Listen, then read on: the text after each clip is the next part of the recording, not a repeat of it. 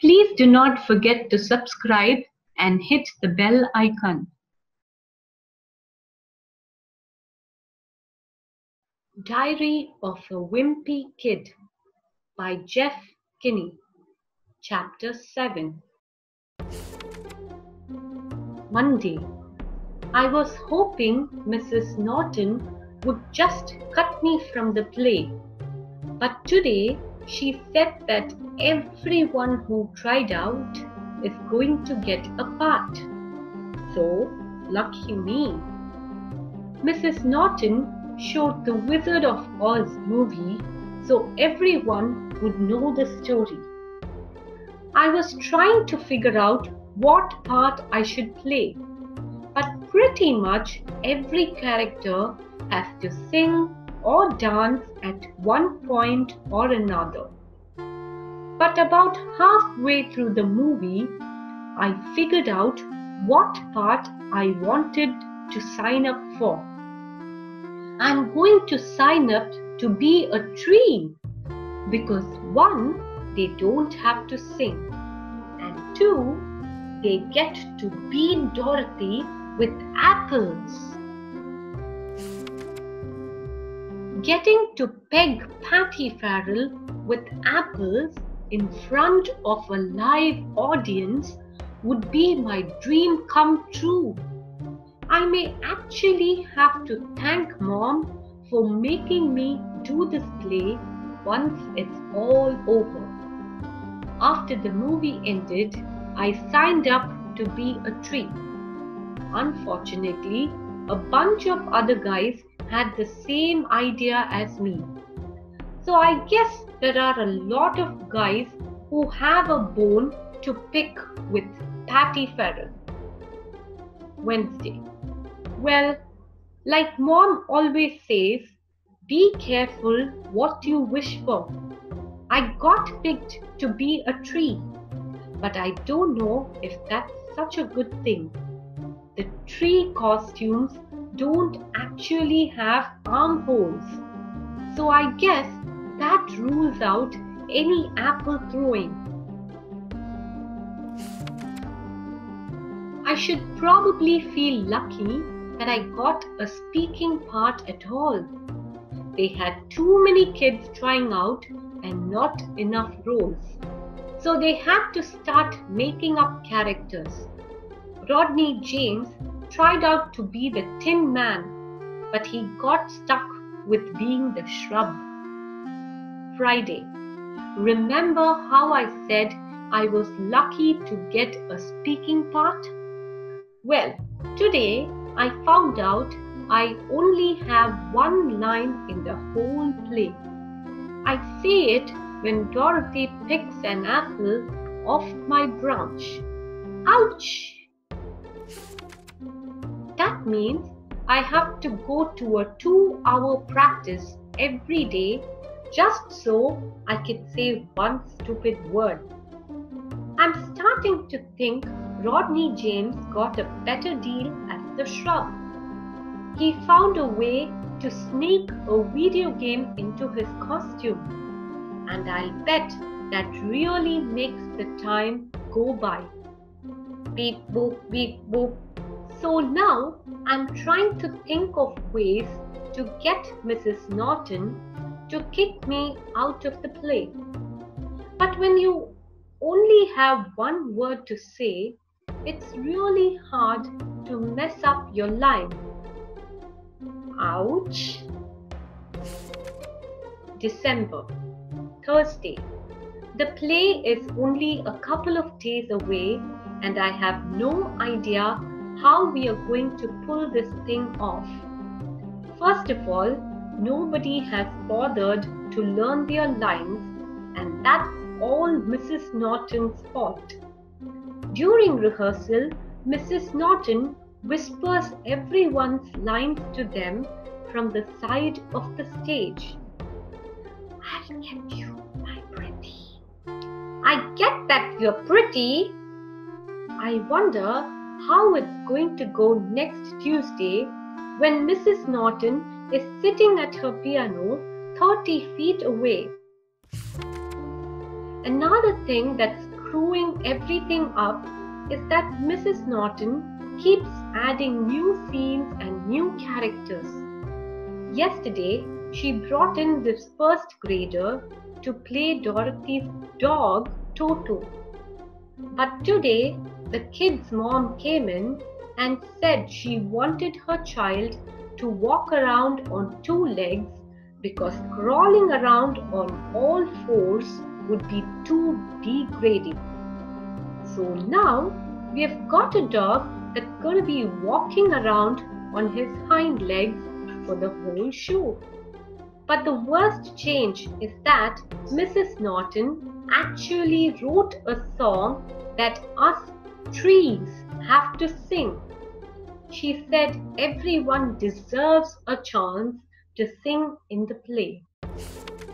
So today we spent an hour learning the worst song that's ever been written. We three trees. Thank God Roderick won't be in the audience to see me humiliate myself. Mrs. Norton said the play is going to be a semi-formal occasion, and I know there's no way Roderick is going to wear a tie for a middle school play. But today wasn't all bad. Towards the end of practice, Archie Kelly tripped over Rodney James and chipped his tooth because he couldn't stick his arms out to break his fall. Gah! So the good news is they are letting us trees carve out armholes for the performance. Tuesday. Tonight was the big school production of The Wizard of Oz. The first sign that things were not going to go well happened before the play even started. I was peeking through the curtain to check out how many people showed up to the play. And guess who was standing right up front? My brother Roderick, wearing a clip-on tie. He must have found out I was singing, and he couldn't resist the chance to see me embarrass myself. The play was supposed to start at 8, but it got delayed because Rodney James had stage fright.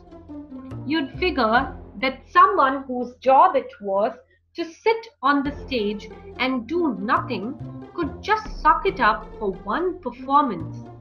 But Rodney wouldn't budge, and eventually his mom had to carry him off.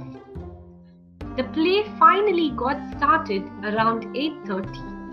Nobody could remember their lines, just like I predicted.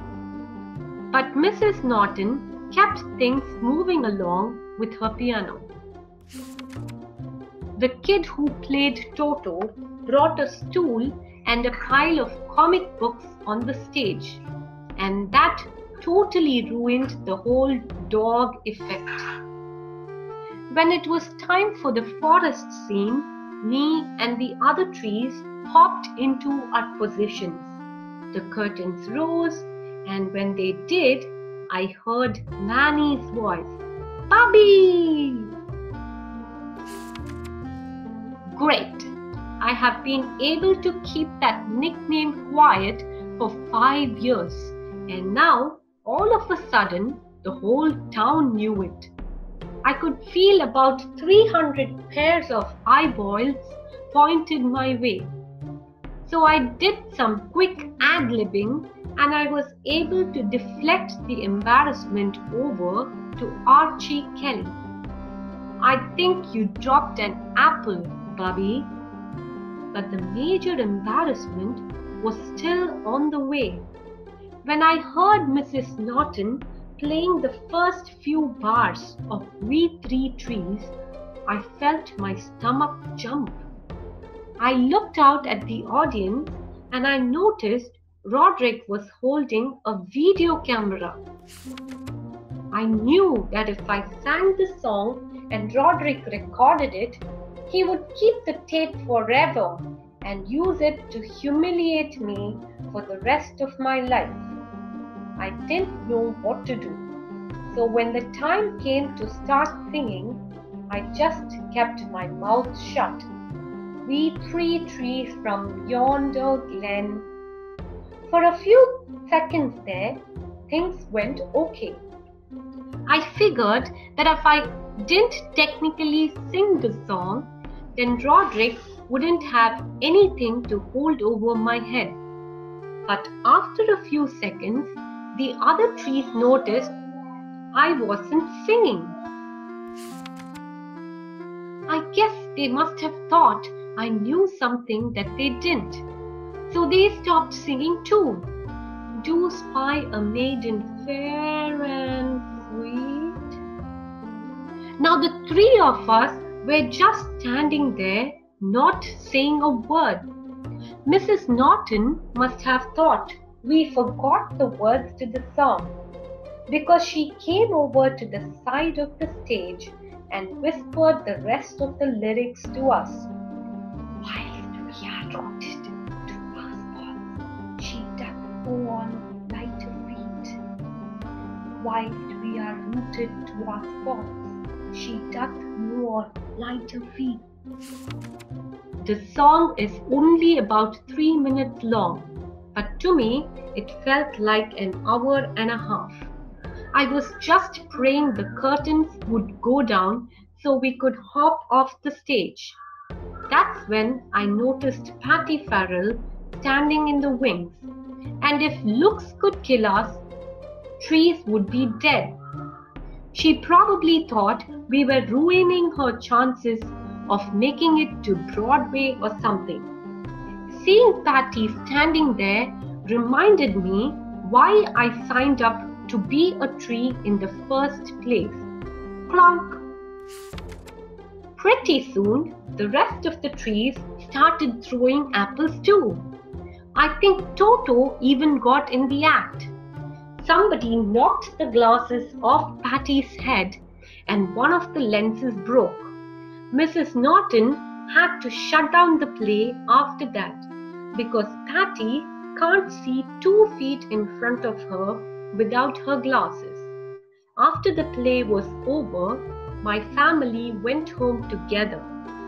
Mom had brought a bouquet of flowers and I guess they were supposed to be for me, but she ended up tossing them in the trash can on the way out the door. I just hope that everyone who came to see the play was as entertained as I was.